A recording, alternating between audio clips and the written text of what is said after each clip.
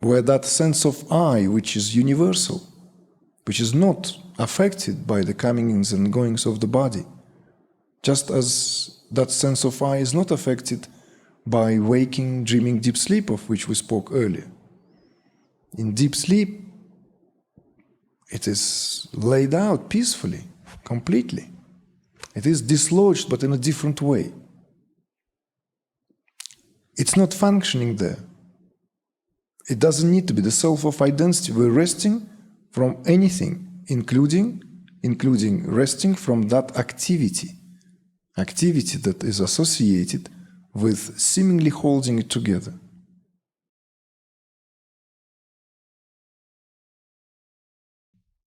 Around 6 years ago, this awareness, I guess, of a more subtle me,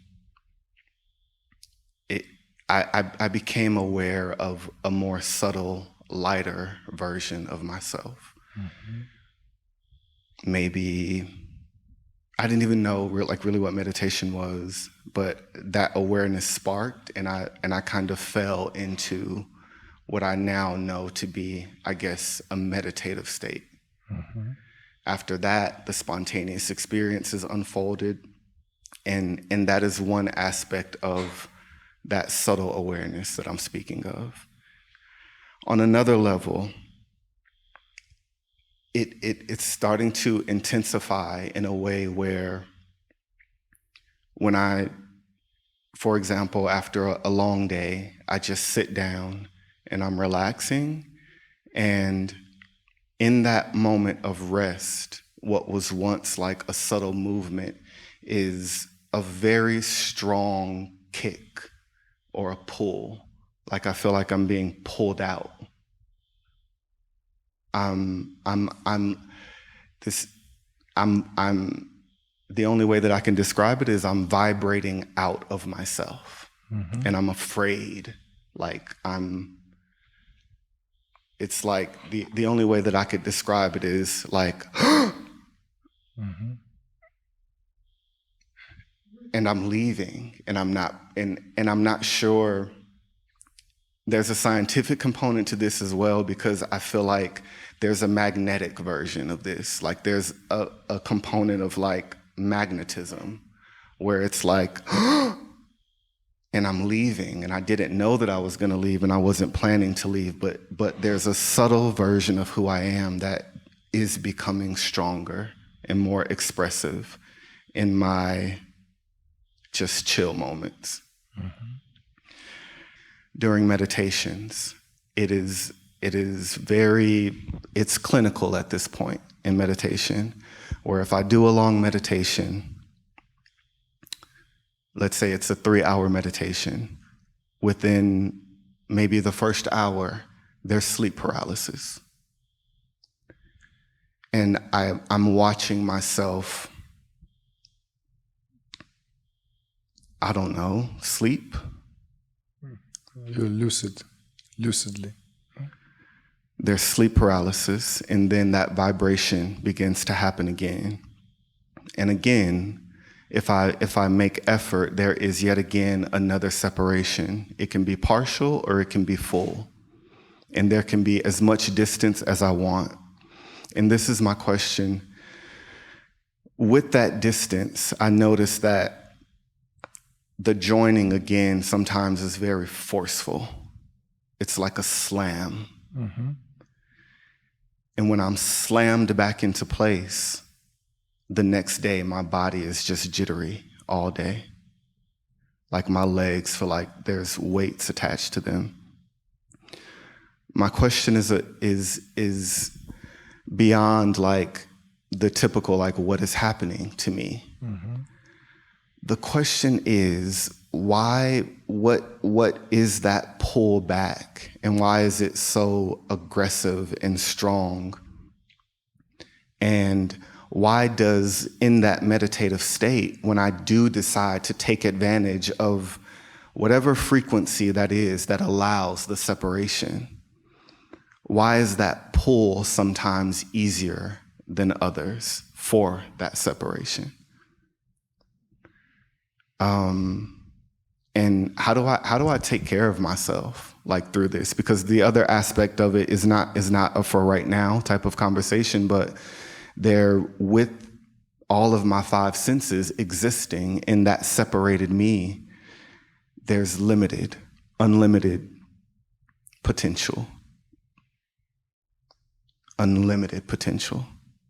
I've seen it and I know it. But I want to understand how to take care of myself, like what is happening. And I've noticed that separation is more allowed and less allowed and more difficult based on my ability to focus.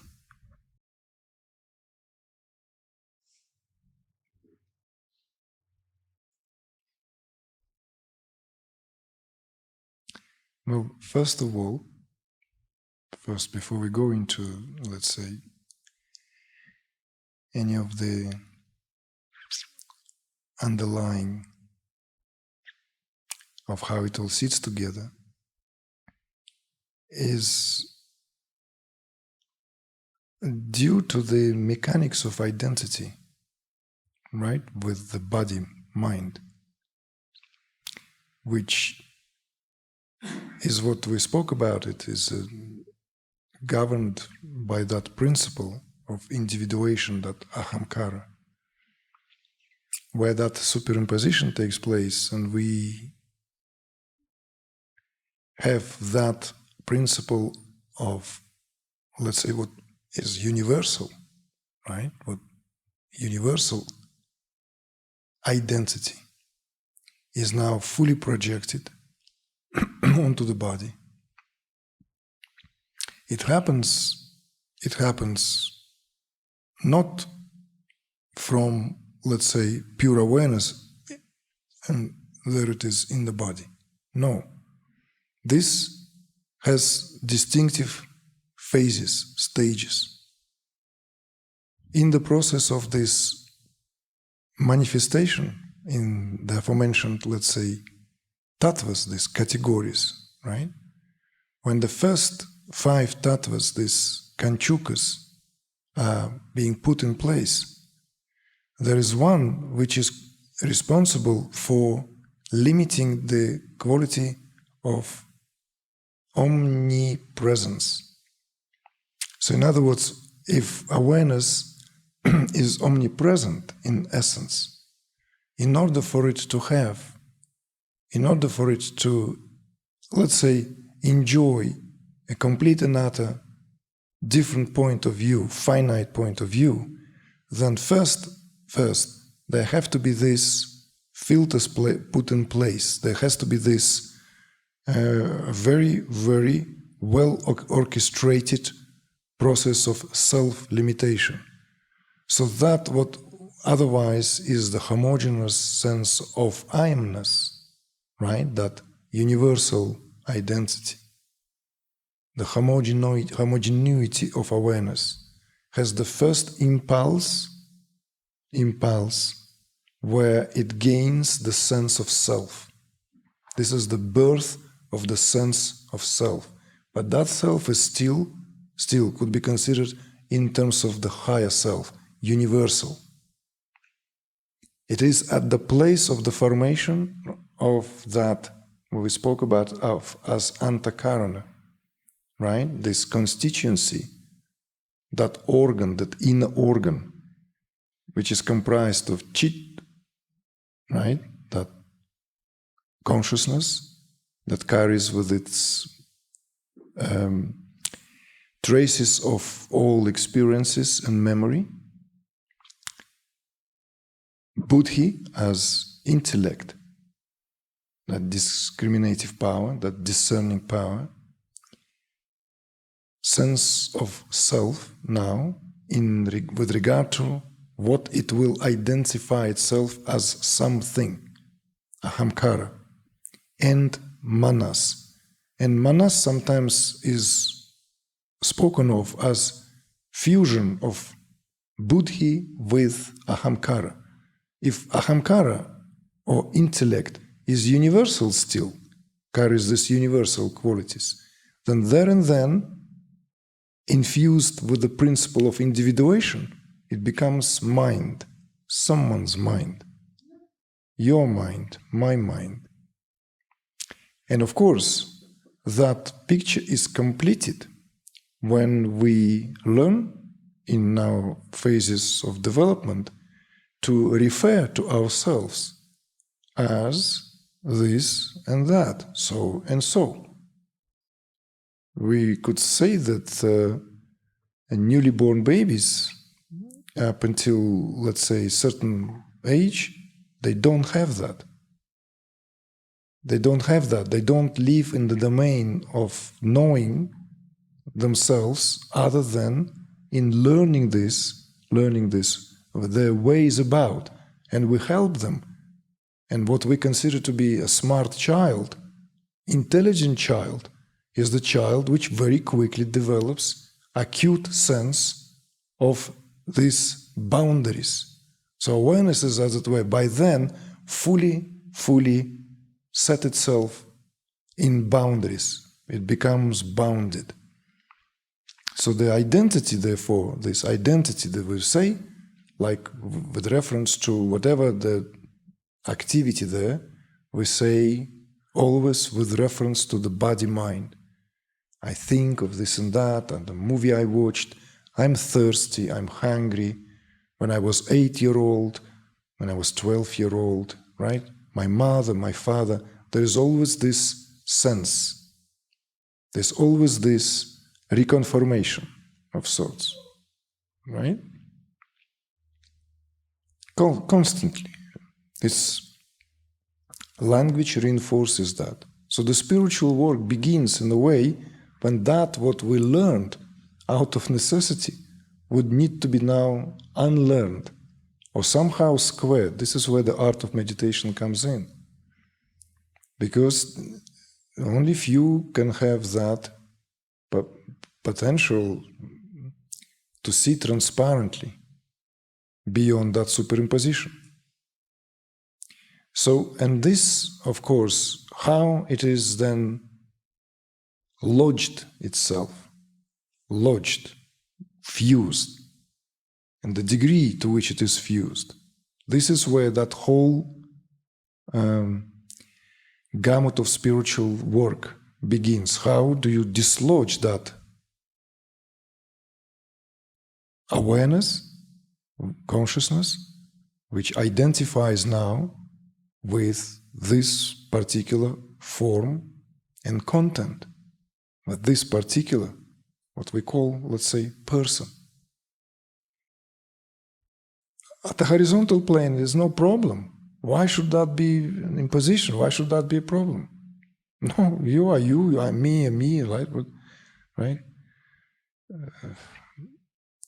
Unless somehow, one way or another, we find out that something else is at play here.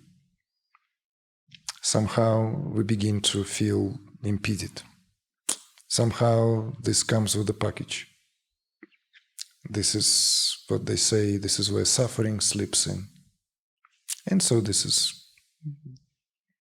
how spiritual teaching has to very quickly show someone by dissecting and showing here the anatomy of suffering, right? That identity with that, what effectively is an event, movement in consciousness.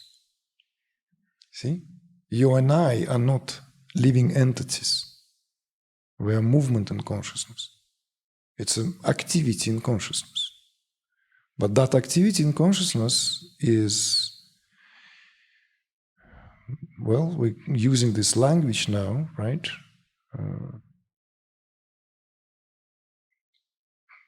Let's say, for a moment, let's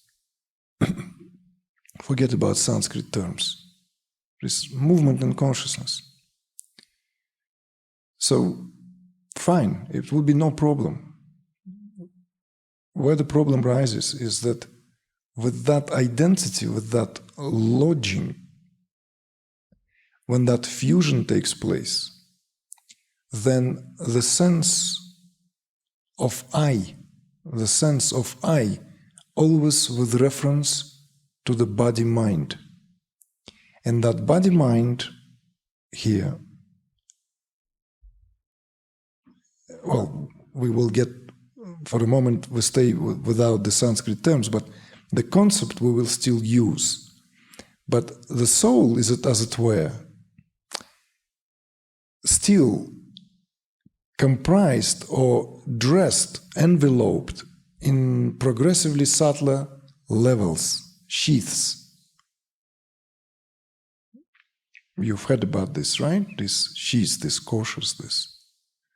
So the first one from the growth made out of food we eat, right? That's what we consider to be physical body. Is then have progressively subtler layers, starting with the energetic sheath, energetic, is pranic, then mental, where all the emotions and experiences, it's comprised of that of intellect, that discerning power, and finally the most refined, we are enveloped by that, what is spoken of as layer of bliss. And that's through the layer of bliss is we are connected to the entirety of the universe, entirety of creation at the subtlest level. So the way we are, as it were, lodging as awareness, and that process of lodging here is accompanied by that sense of identity which is checked, continuously checked by the functioning of this inner internal organ, where that sense of ahamkara fulfills this function, which at the physiological level, at the immunological level, prevents us from disintegrating. It's an auric field. It creates this sense of wholesome sense of self. You see? So it's not just something that to be discarded. So there's a price to pay. So there's some kind of like arrangement here where a compromise is being made. There's compromise, the compromise between what we cannot be without as individual, that experience, as that movement in consciousness. But it is at the expense. That expense here is where we feel arrested at that level. So then of course, in meditation, so in some consciousness-altering substances, whatever may be there, the impact, as with some people, this dislodging can take place. Dislodging, where that sense of I, which is universal, which is not affected by the comings and goings of the body, just as that sense of I is not affected by waking, dreaming, deep sleep, of which we spoke earlier. In deep sleep, it is laid out peacefully, completely. It is dislodged, but in a different way. It's not functioning there. It doesn't need to be the self of identity. We're resting from anything, including resting from that activity that is associated with seemingly holding it together. See? But what happens in some meditation, with some meditators, in some meditative experiences, that this transgression of the second sheath, which is pranic, and it doesn't mean that is grosser than the mind. It's just because between the body as the physiology, and all the other sheaths, prana acts as that intermediary agency. It fuses them all together. So the pranic sheath fuses all other koshas, all other sheets together neatly into the experience, which is then superimposed on the experience of being in the body as somebody. Whether in reality, it's nothing but movement and consciousness. Movement and consciousness.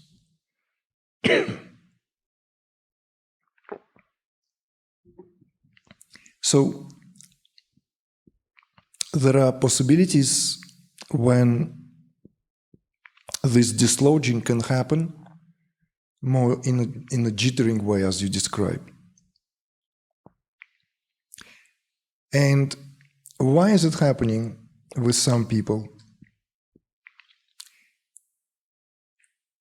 And why is it unpleasant experience? Because I would argue that in some cases, those who would like to have these experiences will welcome these experiences as a very quick way, very quick. You see? Just as some people will prefer to fall asleep very quickly before going through all this. Some people take, for the nervous system to settle down, can take sometimes a couple of hours, depending on one's constitutional setup. If there's agitation, if there is some, or too many impressions that needs to be digested. And it's envious. Like I close my eyes, turn on a side, I'm gone. It seems like absolutely impossible. So somehow some people enter meditation like that. They're just gone very quickly. And what you described to me, and of course I would like to hear this, what you want to share this more privately, some of these, let's say, experiences, is that it is perhaps just as what you have shared 6 years ago when you first came into this work, when it happened to you spontaneously, right? It didn't happen to you because you were a meditator. You were like just received that completely, so it's descended on you. So it could be seen as a gift. It's a gift where that possibility, that pranic shift happens very quickly. The way you're experiencing it because of sheer novelty of that and maybe not enough certainty of whether you go and where you go and how will you come back and whether everything will become intact, you see, causes this psychological discontent. So what's important for me to relate to you is that you have nothing to worry, you see? If you're not doing anything, if you're not experimenting with some meditating methodologies that are very, some of them could be more drastic than others, there are different ways of how people enter these practices. And you're enjoying longer meditations now, right? And you were with us last year in Good Sound Stuff, right? Remember? So we also had a chance to interact, right? And you sit like that, you have a beautiful job, right? You're doing fine in life, right? Yes? No? No. Exactly. So it's not like I would be worried, no, Corey, there's nothing to worry about. You're together. A good example of that. A beautiful example. Just as I said to you before, not the last year, maybe a couple years ago, 3 years ago, also in Germany. Remember we sat together and I said sometimes we counting our blessings. Some people at it really at it a lot, and trying. And this, it can feel gaining there. It's like a real, with some is gift. Why not? Some people are gifted, and why not gifted in this, and in this knowledge of the self, but not in terms of knowledge how we can go back and write a book about this. Some of us are gifted. I've met many people who never heard about the word meditation, and they were already in witnessing state of consciousness pretty much most of the time. Just like that. They don't know they're meditating. They're doing any subliminal activity. They're doing whatever daily activity there, and they are in a state of that, what we spoke today. Maybe not necessarily Ramana Maharshi's definition of Sahaj Samadhi. I'm not going to go that far. But they are certainly falling into these gaps. And their gaps are wide. See? We could argue that people who lived before us maybe have this capacity more than us, modern people. Where life is presses many more demands, there's more stress, this and that.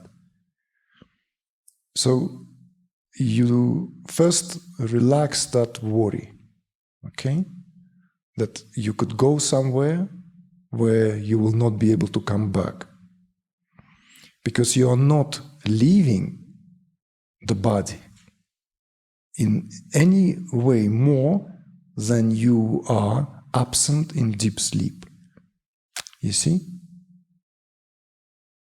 You're not worried to fall asleep in a deep sleep. No, nobody worried. Anybody worried getting lost? Why not? There's no Peter, John, or Harry in deep sleep. Why aren't you worried? If you truly examine deep sleep, why are you waking up from deep sleep exactly who you are? You are in the void. Have you ever thought about it? Why are you waking up? And gradually things come back. Why are you not waking up like Elon Musk, for example? Not that his life necessarily better. Right? I'm just saying as an example. It's the same thing here. And the same thing. That's what, as a counter-argument, people who throw this oh, you this and that and that. I have ayahuasca. That's my transcendence. That's my, it's quick. See? You can take thousands of ayahuasca trips, you will be thrown back into the body and find yourself in a state of the body as it was prior. Nothing changes there. Yes, you experience phantasmagoria and a tremendous opening and an extraordinary perhaps insight. And that's why when people are honest about it, and finally there is a body of work is being put together.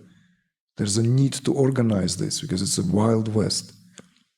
How many people get derailed and endocrine system ruined completely? Because it's a forceful way into altered states of consciousness. Forcible way. And each time one is thrown into that, and then back into the body, it's a tremendous jerk on the endocrine system. Tremendous. So this is why some people, when they come back from this trip, 25 trips, fantastic, 26 one, not so. So this is in meditation. No matter how we experience this, let's say, taking off over somewhere, and I experienced this, Corey, myself, I'm speaking from direct experience, how I would sometimes have this gasping like experience of going, see? So with tremendously fast speed. Like without even having the time to, like in rodeo, like it's very fast, and it's like one hand grabbing this and another hand has to be here, and leaning like that. Wait, no, nobody's waiting, you're already out there on the horse. I've never done rodeo, guys, don't. Just like cowboy shirts, but